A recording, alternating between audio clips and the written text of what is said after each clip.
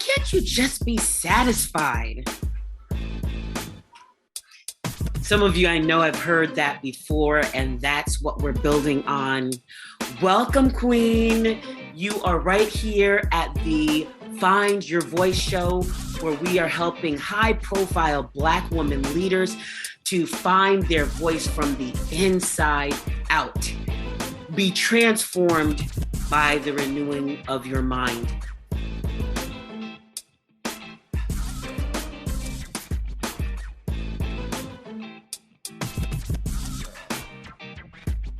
I always like to remind you that this channel is about 80% transformation, 20% technique. When you think about public speaking, many people want to be a good public speaker. This channel isn't for you. This channel is for those who know that their voice can change a nation.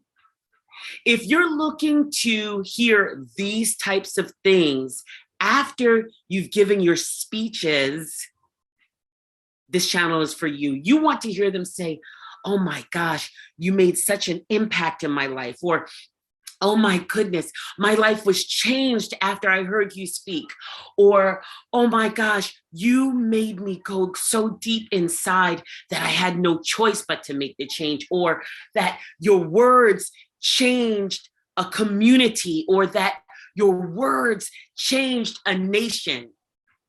If any of that resonated with you, then you're here at the right place so that you can get these transformational gems to become that transformational public speaker.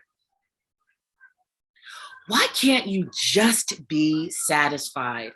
Raise your hand if you heard your parents or whoever raised you say something like that, an adult figure in your life growing up. So let me say this. I'm sure there was a reason why they said that. Maybe they were prompted by you asking for candy or toys in what they felt was excessive. So at that moment, they just wanted to quiet you down and get you to stop asking them for whatever it was at that time. However, many of you heard it so much that you are running on the programming where that voice is saying to you, can't you just be satisfied with what you have? Now, I want to speak to those of you who don't mind saying that I don't want just enough in my life. I want an abundance. So this is your chance to transform that into actually doing it. Think about those times where you hear that voice in your head. And think about what happens when you do that. You retreat, probably. You retract, you retreat. So it is that you desire something. It's not even necessarily something you need, but you desire this thing. And then you say, but I'm satisfied with what I have. The Apostle Paul says something like this. It's not the quote, but he said, I have learned to be content in all circumstances. And I think that's such a great quote, because he actually says before that I've had plenty, I've had nothing, but in either case, I've learned to be content. I think we can take a lesson from that. First of all, being content does not mean being satisfied. Sorry, you see me going like this. I think a bug is hitting on me. Being content is about that peaceful happiness. So even though you may be in a state of need or a state of wanting more, you can learn how to have peace, peaceful happiness while you're in that state. And at the same time, not being satisfied, because you unashamedly want more. When you are operating on the program that speaks to, why can't I just be satisfied with what I have? You are putting the serious limiting beliefs on yourself. In fact, recently, I asked you to check her out. My friend at The Ungrind talked about limiting beliefs. Her name is Michelle, and I will put that link for that YouTube channel. And that particular episode is called, What Are You Afraid Of? When we think about the glass ceiling that we as women, that is hovering over us like the freaking dark cloud or something, the glass ceiling, because you created your own with that belief of that I just should be satisfied with what I have. Recognize that you no longer have to run on that programming anymore. So now, number one is you have to recognize it. If you're kind of saying, well, that's just the way things are, I'll never be rich, I'll never have abundance. Consider what programming you are operating from, if that's something that you really want. Now, if you're saying, no, I really don't want money and I'm fine with that, then fine, turn this thing off and go to another video of mine. But for those of you who find yourself wanting more, but feeling guilty and having the limiting beliefs, but creating your own glass ceiling, let's get some steps to help you unlearn this so that you can press forward. And let me be clear. Discovering this means that you are recognizing the subconscious belief that you've been operating on. I don't know if all of you have been aware of that, but you may be hearing this like, oh my gosh, that's what I've been doing the whole time. That's because your brain, your mind, really created that thing, that programming for you to operate on a daily basis.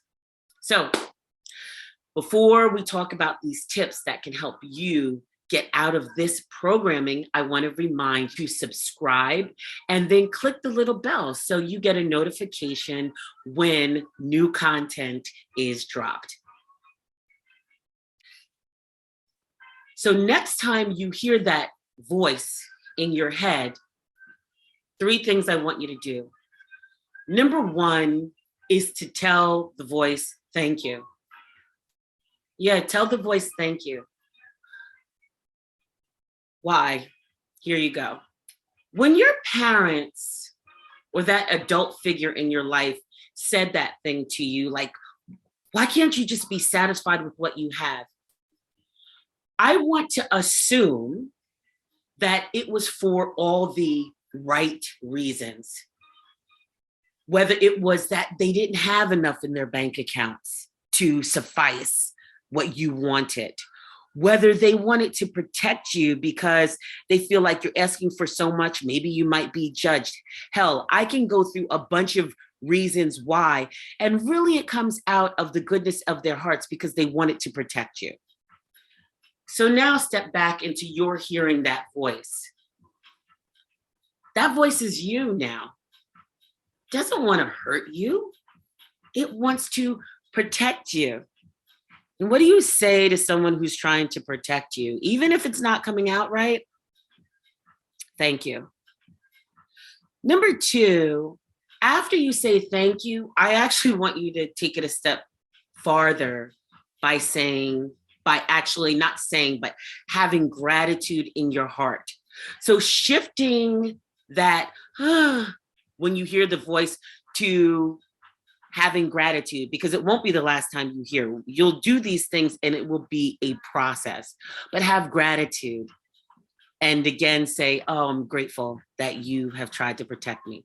So being thankful and being grateful, and in that gratefulness, transpose what the voice is truly trying to tell you. So it may be coming out like that, but may mean something else. So flip that in your gratitude. And the third thing is start speaking back to the voice. If the voice is scared, then give that inner self some positive affirmation statements to help carry on.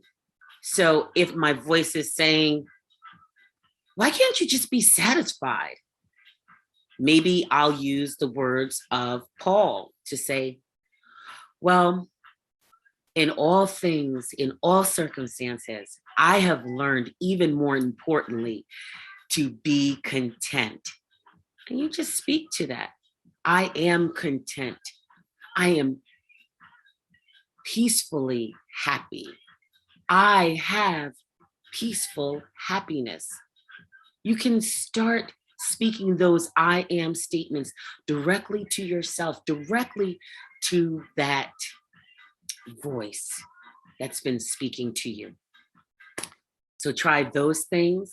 Have you struggled with this creating of your own glass ceiling? Please share your story below. Would love to hear about it. And I want you to actually try these things. We don't want to stay there. We want to move forward. I hope you got something from this, Queen. I'd love for you to like this and share it with another Queen who's created her own glass ceiling. It's time to break it. And it's time to be content in all things and strive for abundance. Until the next time we meet, mwah.